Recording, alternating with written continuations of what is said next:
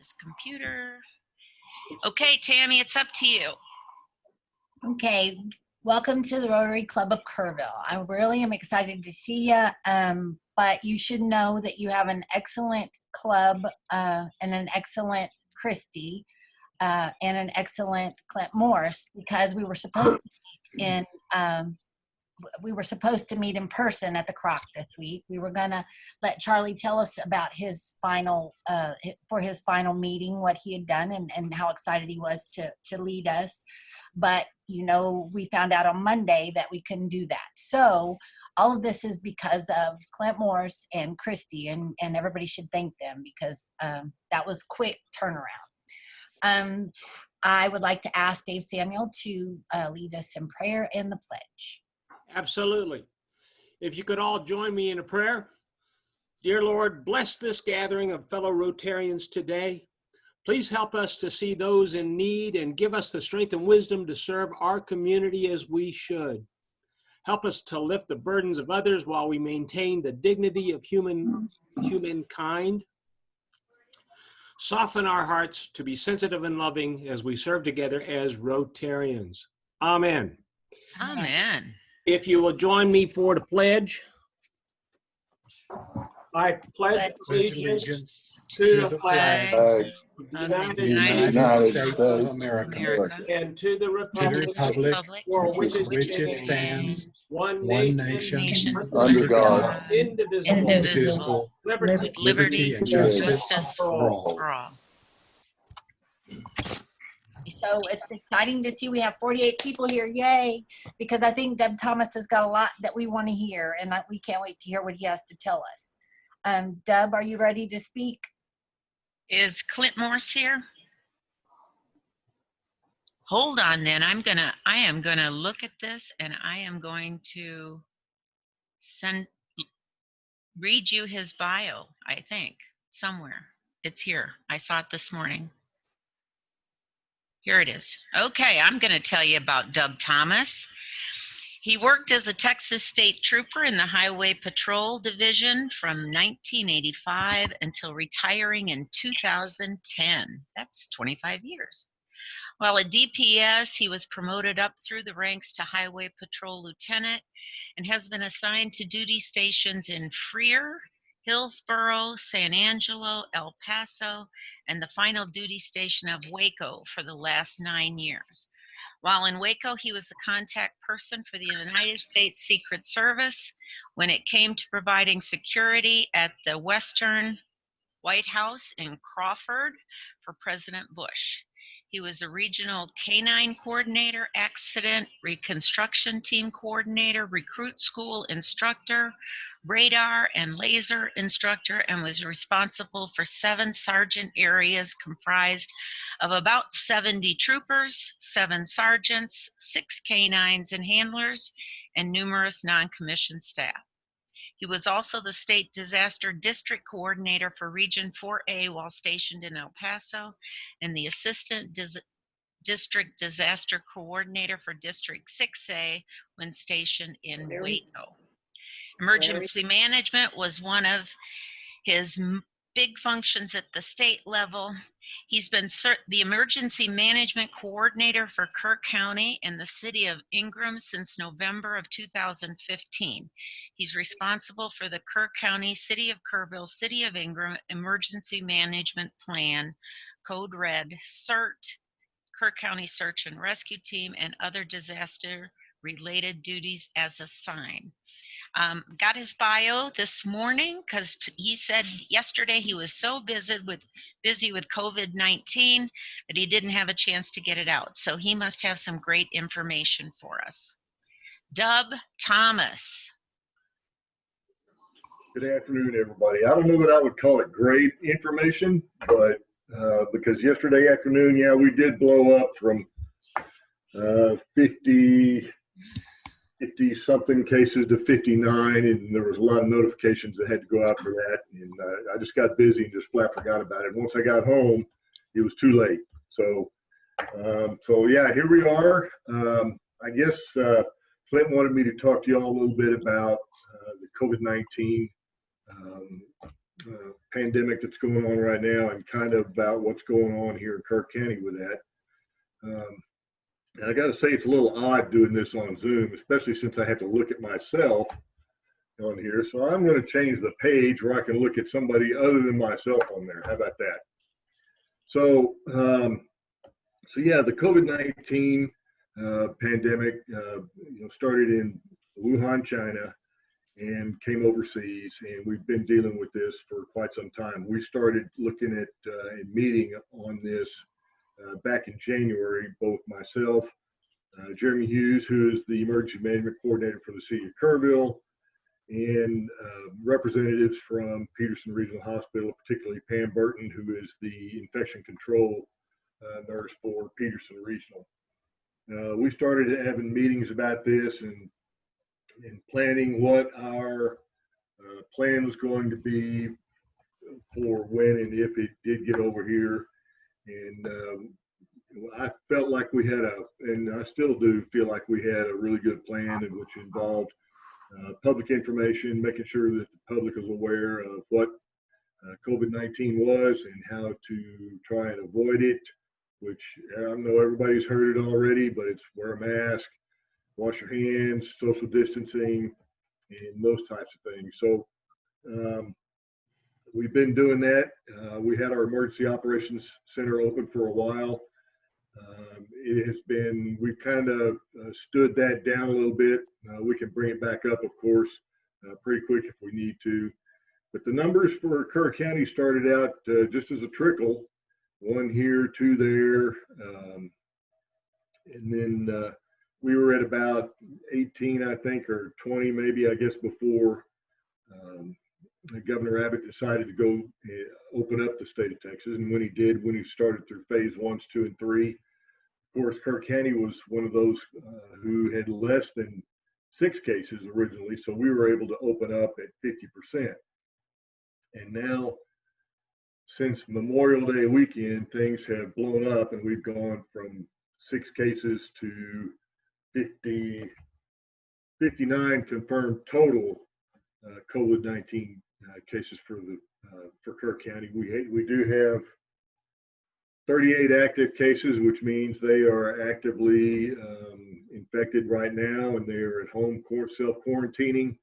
And I don't think we have anybody else in the hospital anymore. We had one at Peterson Regional in ICU. I think they are now out, but I haven't been told about that today. So, yeah, 38 active cases, 59 total. And I fully expect that number to continue to grow. Number one, because we are continuing to do testing. Peterson Regional is doing testing, urgent care, Franklin Clinic, some of the other local physicians are doing testing. And we're also doing what we call mobile testing. We've had the Texas Military Forces here 4 or 5 times. We're going to have them here again on the 30th. There'll be more information on that coming out later on this week. And I think the more testing we have, the more folks we're going to find out are COVID positive. So right now, I know there's some confusion out there as well. A lot of people, I'm starting to get phone calls from folks who are looking at the Department of State Health Services website, the Texas Department of State Health Services, and they're a little bit behind on their reporting. So we've kind of changed the way we do our reporting now, because the Department of State Health Services is so far behind. And we got an email and a phone call from them last week that they were going to go to aggregate notification of numbers, which is going to include the number of positives, fatalities, and a new column is going to be probables, which means basically that, yeah, that individual cannot be ruled out as being positive. And then they're also going to have another column for under investigation. So basically what has happened is the Department of State Health Services has become overwhelmed with the total number of cases since opening up the state of Texas. So especially DSHS Region 8 includes 28 counties. Kerr County is one of those. And so they were getting 75 to 100 positive cases a day. And so they try and do a contact tracing investigation with that individual that's, or I'm going to refer to him as a patient, with that patient, and they try and get that done within 24 hours. So they're trying to verify that the test was valid. They try and verify the address of that individual to make sure that the count goes to the proper jurisdiction, either city or county. And then they try and contact as many people as they can that have been in contact with that individual, let them know that they've been exposed to somebody who is COVID positive. Well, they've been getting so many cases, and they don't have the number of staff available to do all that contact tracing. So naturally, it's all backed up when you're starting to get 100 cases a day, and you've only got 3 or 4 people that are doing that contact tracing. Their epidemiologists do those. So their numbers,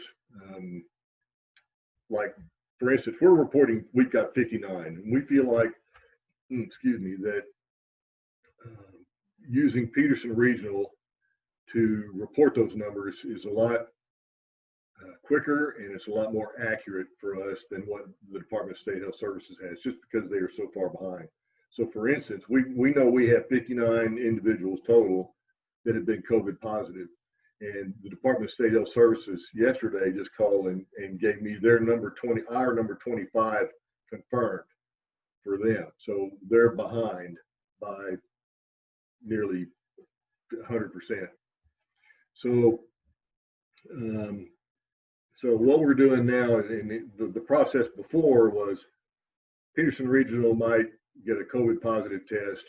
They would send that information to the Department of State Health Services. They do their investigation, and then they were contacting the county emergency management coordinators and notifying us of that positive. And then I would put that information out to the city, all the PIOs, and our CAD system. Those addresses go into not only the county's CAD system here, dispatch at the sheriff's office, but also for the city of Kerrville. That way, if we have a first responder that needs to go out there, whether it's fire, EMS, PD, sheriff's department, then they're given a heads up that that individual or that residence has a COVID positive person there, and that they need to be a little bit more aware of what's going on, make sure they're wearing a mask, gloves, those types of things. So we had this big circle basically for the reporting process. And then we got this email last week that the Department of State Health Services were going to be doing their aggregate reporting.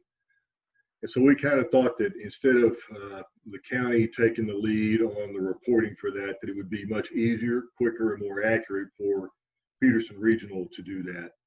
So now basically Peterson Regional gets their positives, or Franklin Clinic or somebody urgent care. They send that information to me, and then they send it to the Department of State Health Services. So at some point in time, I'm hoping the Department of State Health Services can catch up with their numbers to us, and we'll all be on the same page. But for right now, I can assure you that Peterson Regional's press releases in the afternoon, they're going to be doing daily updates on the numbers, are accurate until the Department of State Health Services catches up.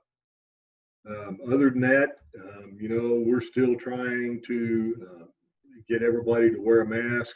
I think the big blow up has come. I guess people have started to let their guard down a little bit and thinking that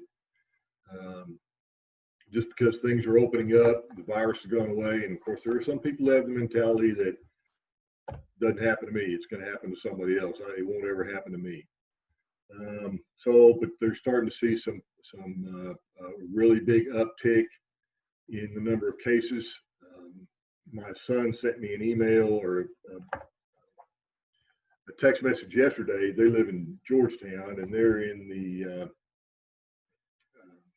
Austin's area for reporting, and there's been an over a 500% increase in hospitalizations in that particular area. And for the San Antonio area, it's like 483% increase in number of hospitalizations. So the big uptick in cases, a big uptick in the number of folks that are needing to go to the hospital. And granted, there's a lot of folks that may get the virus and they'll get sick and they can stay at home. But those folks that have some type of underlying condition, whether it's COPD, diabetes, some type of heart disease, upper respiratory issues of some kind, they're really more susceptible to the disease or the virus and could potentially wind up in the hospital a lot easier than somebody who does not have those conditions. So anyway, what we're doing is we're still trying to stress wear a mask, wash your hands, use hand sanitizer if you can't, wash your hands, social distance, stay 6 feet away from people. And hopefully I hope this will be our last uptick, but I think we're going to I don't want to see 25 or 30 new cases at one time. If we get a case here and there where our numbers continue to go up, I can probably accept that. I'm not going to like it, but the numbers going up dramatically as they have caused me and the county judge as well as the mayor and other officials a lot of concern. Any questions from anybody so far? You're All on right, mute, James. so if you have questions, please just unmute yourself and ask. I've got one, and I'm sure this is one that a number of people have asked about, is when they're talking about all the beachgoers and the number of cases, you know, due to the kids getting on the beach with the group, but they never talk about how many cases come from all the rioting that's going on and the protesting that's going on. Do they record that somewhere, some way? I'm sure they are. I'm sure somebody's probably picking that up through the contact tracing, but I haven't been told about any of those numbers. So in the basic incubation period for this is 2 to 14 days. So if they were rioting just yesterday, it might be 2 weeks before they ever even show up as a positive. Understand. I got an email today that 10 DPS officers at the Capitol who are doing the crowd control and everything for the rioting tested positive today. So they've shut the Capitol. Basically, they're cleaning it and shutting it down. So I think that's where we're seeing some of the increase. I wasn't aware that any of the DPS guys came down with it. I'm pretty sure that they've probably been exposed to it with that many people there. Hey, I had a question. Because of the newspaper, I do every day. I keep track of what the increase is, what the percentage is, all those things. And one thing from the beginning, and I think when we did our story 2 months ago, it was this way, but the number of positive cases per testing has it hung around 10, right under 10% for a long time. In other words, 10% or less people tested positive of all the tests given. That's numbers gone down a bit to about 6%. And the fatality rate has stayed about 1.4% and under 2%.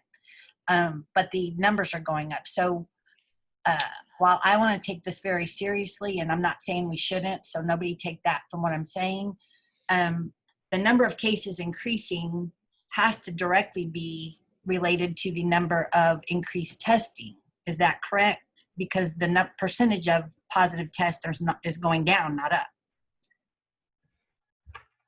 Yeah, I think you're going to see, the more testing, you're going to have more folks that are going to test positive. That's you just can't avoid that. So, And the reason I'm asking this is we have decisions that we have to make with regard to our club.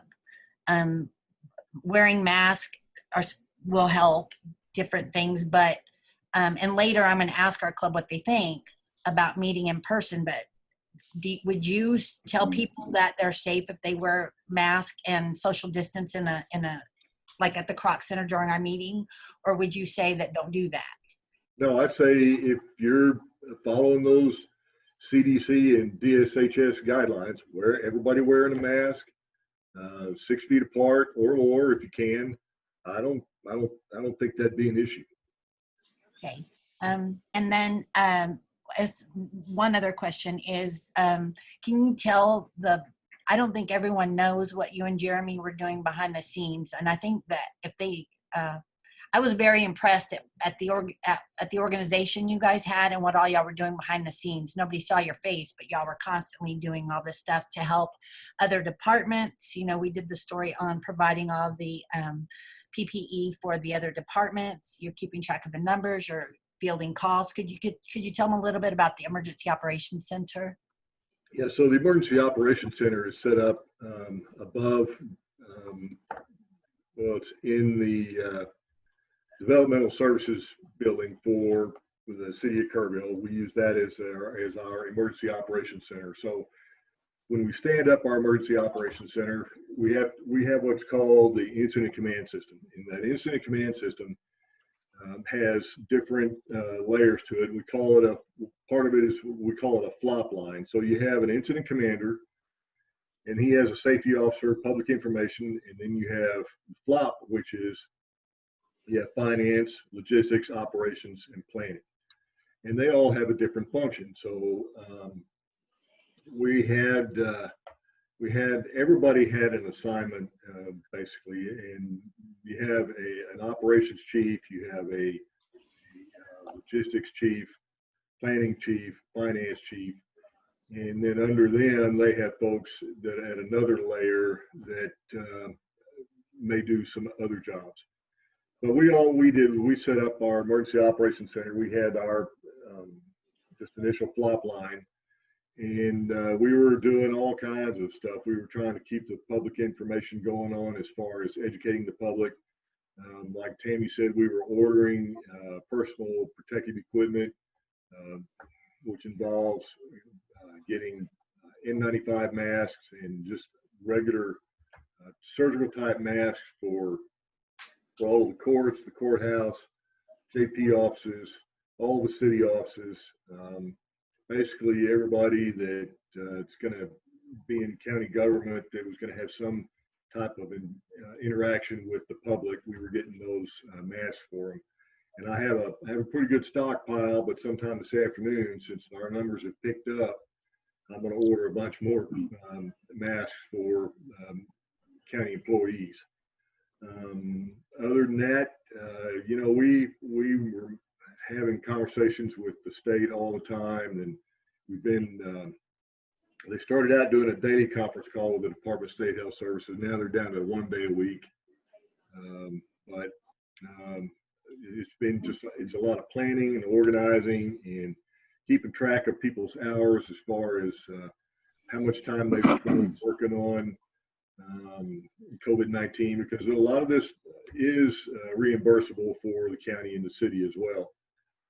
Our overtime, a lot of the equipment that we've purchased, PPE and stuff that has actually come out of our pocket has been reimbursable. But for the most part, I've been able to order it through the state. Granted, it takes a little while to get here, but it's free and we don't get charged for it. So just a lot of planning and organizing and hoping that it didn't come here and we could keep our numbers down, but it didn't look like that was going to happen. So here we are. Can I ask a question? Yes. How many cases are out in Kerr County versus in Kerrville proper? Is that information recorded? Well, the way they're giving it to me is I'm given a street address. So I can't tell you what the difference is between Kerr County, how many Kerr County has and the city of Kerrville has. There's a couple of them in the city of Ingram. We've had a couple in Center Point. So we've kind of called those Kerr County, and then the city of Kerrville has some. So, but the majority of them have been in the city of Kerrville. None in Hunt? No. Dub, Yes. I don't have a question, but I do want to commend you folks for your wisdom in scrapping that 4th on the River celebration. That is so commendable. I know it was a difficult decision, but very wise. Yeah, you know, that's a difficult decision for the mayor and the city council to to make that decision. But when you start looking at 3,000 people or more, whatever their number is, it's going to be down there. The chance of somebody being infected or passing it along is just too great to ignore. So yeah, I think they made a good decision by canceling that event. Thank you. Dub, I have a question, Tucker. There's been confusion about the purpose of the mask. Is it to prevent the wearer of catching the disease, or is it to prevent primarily him from spreading the disease? Or maybe both? It's both, actually. It's gotten to the point now where originally we were talking about wear a mask so that you don't spread the virus to somebody else. But now I think it should be more of whoever is sick or not feeling well needs to wear the mask, and if I'm feeling well, I'm gonna wear a mask to keep from breathing that in.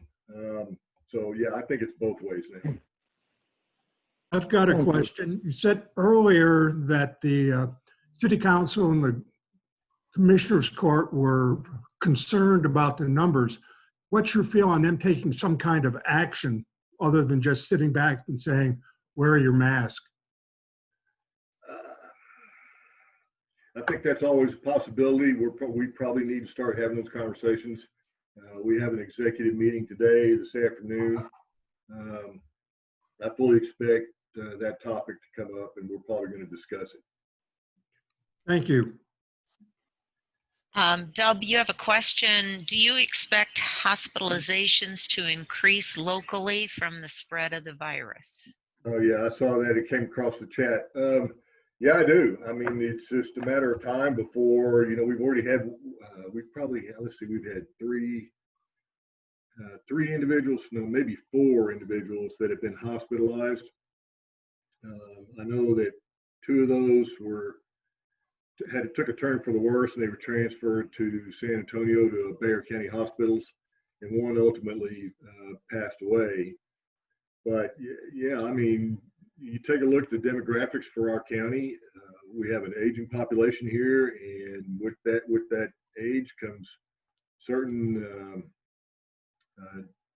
conditions that'll make us a little bit more susceptible to this virus. And I really expect the numbers of hospitalizations to go up. I mean, I just don't see any way around it. Okay. Other questions? But I can tell you this: that Kerrville's got a really good hospital, Peterson Regional Medical Center, and their staff are well prepared for this. They've been on board with us from the start. They have 3 negative pressure rooms, I believe, and then they have the ability to basically section off a whole wing of the hospital, that if it got that bad, that they could hold several individuals that were COVID positive. So I think we're in good hands. I had a question for you, Dub. Just seem to somewhat parallel this with the regular flu, at least with a couple of their comments. And I know they're just selected comments, so that may be not what they really think, but that's kind of the impression that they gave in the paper. And I know that's not what I think, but I just wanted to get your comments. No, I think this is something completely different than the flu. That it has a lot of, if you have an underlying physical condition,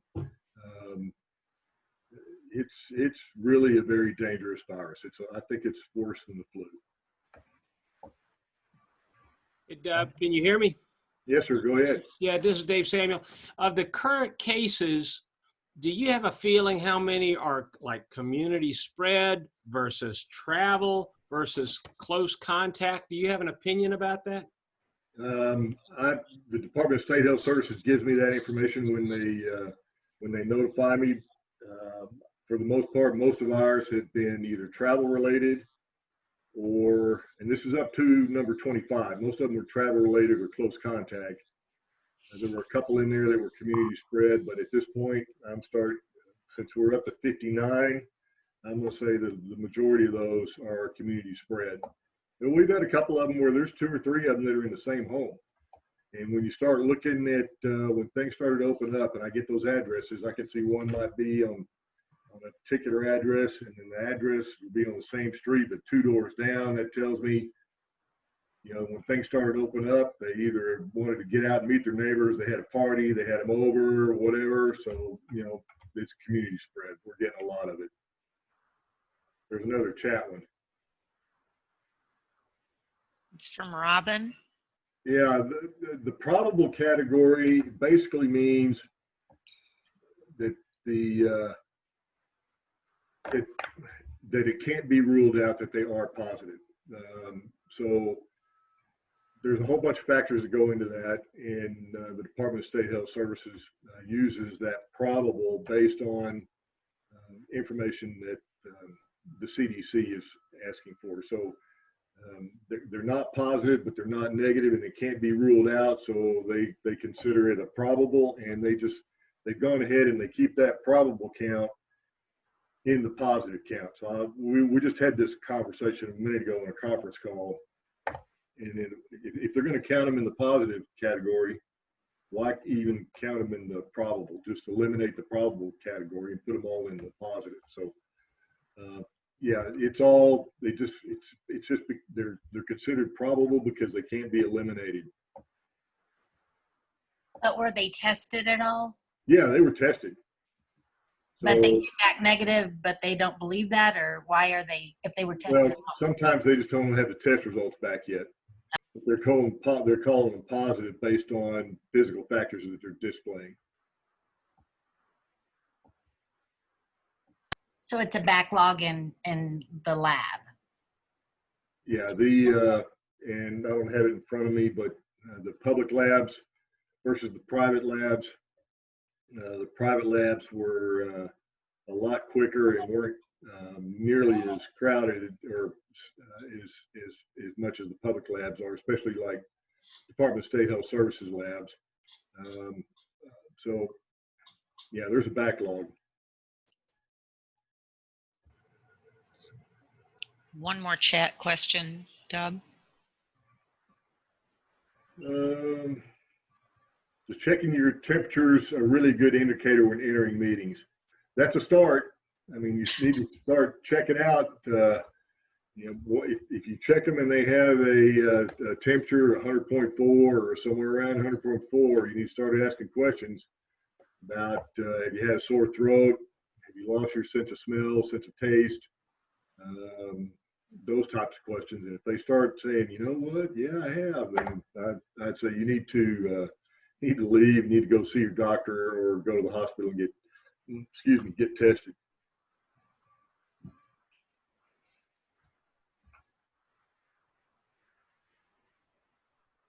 Do we have any other questions for Dub? I'll tell you one thing, the good thing I like about these Zoom meetings is nobody can throw tomatoes at you. Y'all be hitting y'all's own computer screens if you were doing that. That's awesome. Zoom needs to create a virtual tomato throw. Yeah, where it would splat on my screen. There you go. Hold on, there's another chat question. Oh, Robin said, "Thank you, great job, W. We really appreciate you. I appreciate y'all. Thank y'all for having me here today. And please, if you don't do anything else, if you're out in any of the crowded areas or the crowded stores, if you go to Lowe's, Home Depot, Hobby Lobby, any of those places in town, please wear a mask. I know it might be an inconvenience, but and here's the thing about this COVID virus, and something that I think we're going to have to take. If we don't do a mask order, I think we need to start going scare tactics. Because here's what happens when you have the COVID virus. And if you have an underlying health condition that makes this virus even worse and you wind up in the hospital, your family can't come see you in the hospital. Nobody's going to come see you. Nobody's going to be allowed in there except for the doctors and nurses. They're all going to be dressed up in full PPE. And if that's not scary enough, just being alone in a hospital room by yourself, no family, no contact other than maybe the phone, it's going to be really, it'll be horrible. And you'll be there and for some folks, it takes them literally months to get over this virus. They'll check positive. They're in the hospital. They get out of the hospital, and they're still testing positive. And the DSHS has told me that's because after 2 weeks, the virus dies, but their body is still trying to expel that virus, and they're still going to test positive. But when you're in the hospital, and if it gets serious enough for you, if you have one of those underlying conditions, you're going to get put on a ventilator, and they're going to stick a tube down your throat. So I'm starting to think maybe we need to start telling folks about that because, here's the other deal. That individual that passed away that was in Kerr County resident, I'm almost positive they died alone in their hospital room. That's horrible. Not able to have your family there, not being able to say goodbye to your family, whatever. But that's just my feeling. We need to start with some scare tactics or something. But please wear your masks, wash your hands, stay away from people. Not really stay away from people, but stay 6 feet away, and wash your hands, social distance, those types of things. So I appreciate y'all. Thank you so much. We really Thank y'all. There's another chat one here. That's not a question. Wait a minute. Somebody said, this is Betty. She said, Dub is so right. My sweet sister is in the hospital in San Antonio, and even her husband can't go see her. It's bad enough that I haven't been able to go see my grandkids in the last 3 or 4 months. So the thought of being alone in the hospital just is frightening to me. Anyway, y'all have a great day, and hopefully this will go away pretty soon. Well, thank you. We really appreciate it. It's a very good time for us to be hearing from you, and I think you helped us all a lot with a lot of things. So thank you. Tammy, you can feel free to send everybody my email and my contact information. If somebody has further questions, they can contact me by phone or email or however. Great. I'm glad to talk to them. We appreciate it. Thank you. Yes, ma'am. You're welcome. Okay, guys, so we do have some announcements. We want to remind everyone that if you haven't paid your dues, if you can get those in to us, we'd appreciate it. I know it's a little off-putting because we're kind of out of kilter, but if you can get those paid, we'd appreciate it. If you haven't received yours, please let us know and we'll get you another one. Also, due to several things, but specifically the increase in numbers of cases locally, Charlie has said that we should cancel our picnic scheduled for Thursday. So that is being canceled, but we do want to, and we will have one at some point when it's safer. But I thought that was a good choice. But we do want to thank Jimmy Hutto and Denise Lemillier and the fellowship committee for all the hard work that they did on that. Although it's not happening and you're not seeing their efforts, they did put a lot of time in, and we want to thank them for that.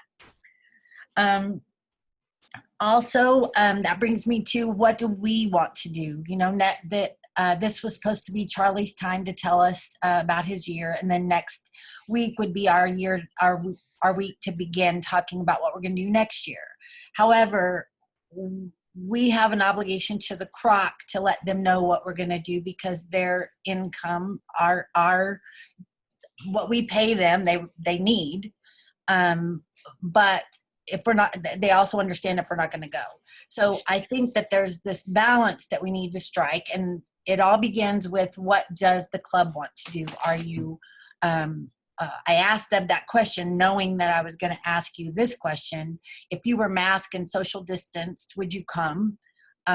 we are thinking if we do have some in-person meetings to Zoom as well, so that we have people who are comfortable being in a public place and people who are not comfortable being in a public place being there. But I'm not saying I have a preference. I'm saying I want to know what you guys think so that we can make a plan and let the Croc know what it is that we're doing, because just like every other business, they're just trying to stay above water. So if you could email me, or you could put your hands up. If have you seen the little raise hand thing? Or there's a yes or a no. If you could somehow on the chat portion of it, let me know what you think. Would you come in person if you were social distance and masked up? And maybe even we have temperatures taken before we go in. I thought I did. Somebody asked that question, and that might be something that we do. Or would you just prefer to keep doing Zoom? So if you can go over there and let me know, that would be great. Or email me or call me or something. But and I don't see anybody doing anything. Where's the little hand? It's if you click the part that says participants and chat, you'll be able to see right under everybody's names is a hand raise or a yes or a no or something. Yeah, the problem is I don't think there's a no. Is there a no? There is. I see a no. I don't know what everyone's seeing, but Reactions. Reaction has an up and a. You have to click reactions. Okay. So I don't see a no there. I only see a thumbs up and a clap. Yep. I'm sorry. Well, then I tell you what, I'm going to send out a club email, and then you guys can respond to it with a yes or a no, and then that way I can know. But I do think that everyone needs to say what they want to do, and we should keep everybody's wishes in mind, and we'll go forward with what the club wants and make sure that we can get to the Croc. We had to cancel on the Croc this week on Monday, and we offered to pay whatever we needed to pay, but for somehow Christy has informed me that they were able to repurpose the food that they had for us, so therefore we did not have to pay. However, that's 1 week that they don't have revenue. So anyway, I'd really like to thank again Clint Morse and Christy for making sure this happened, and for Doug Thomas on late notice. He was just asked on Monday or Tuesday to talk to us. So I just want to thank everyone for what they've done. Does anybody have, Christy has announced about Charlie's surgery. Is there any other announcements from anybody or families in Rotary? No. Okay, well, if you guys will join me in the four-way test, we will adjourn this meeting.